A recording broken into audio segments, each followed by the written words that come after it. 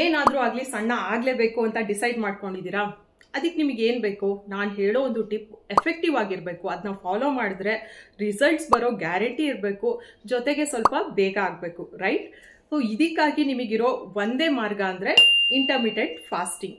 ತುಂಬ ಜನಕ್ಕೆ ಇದ್ರ ಬಗ್ಗೆ ಗೊತ್ತಿದೆ, ತುಂಬ ಜನಕ್ಕೆ ಇದ್ರ ಬಗ್ಗೆ ಗೊತ್ತಿಲ್ಲ. ಸೊ ಇಂಟರ್ಮಿಟೆಂಟ್ ಫಾಸ್ಟಿಂಗಲ್ಲಿ ಏನು ಮಾಡ್ತೀರಿ? 8 ಗಂಟೆ ನೀವು ಊಟ ತಿಂಡಿ ತಗೊಳ್ತೀರಾ, 16 ಗಂಟೆ ನೀವು ಫಾಸ್ಟಿಂಗಲ್ಲಿ ಇರ್ತೀರಾ. ಮಧ್ಯಾಹ್ನ 12 ಗಂಟೆಯಿಂದ ರಾತ್ರಿ 8 ಗಂಟೆ ತನಕ ನೀವು ನ್ಯೂಟ್ರಿಷಸ್ ಫುಡ್ನ ತಗೊಳ್ಬೋದು.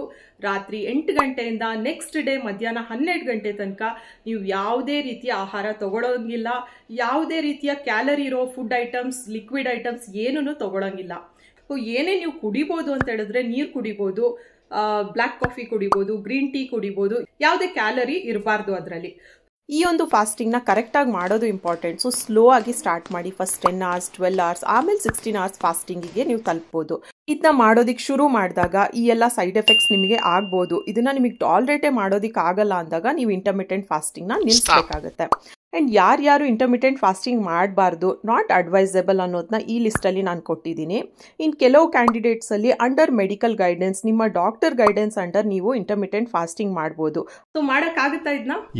ಅದು ನಮ್ಮ ಮೈಂಡ್ ಸೆಟ್ ಮೇಲೆ ಡಿಪೆಂಡ್ ಆಗುತ್ತೆ. ನೀವು ಇವತ್ತೇ ನಿಮ್ಮ ಮೈಂಡನ್ನ ಪ್ರಿಪೇರ್ ಮಾಡ್ಕೊಳ್ಳಿ. ನೆಕ್ಸ್ಟ್ 1 month ಪ್ರತಿದಿನ ನೀವು ಇಂಟರ್ಮಿಟೆಂಟ್ ಫಾಸ್ಟಿಂಗ್ ಮಾಡಿದ್ರೆ 90% ಆಫ್ ಜನ ಎಫೆಕ್ಟಿವ್ ಆಗಿ ವೆಯ್ಟ್ ಲಾಸ್ ಮಾಡ್ಕೋಬಹುದು. ಇನ್ನಷ್ಟು ಹೆಲ್ತಿ ವಿಡಿಯೋಸ್ಗಾಗಿ ನಮ್ಮ ಅಕೌಂಟ್ನ ಫಾಲೋ ಮಾಡಿ. Thank you.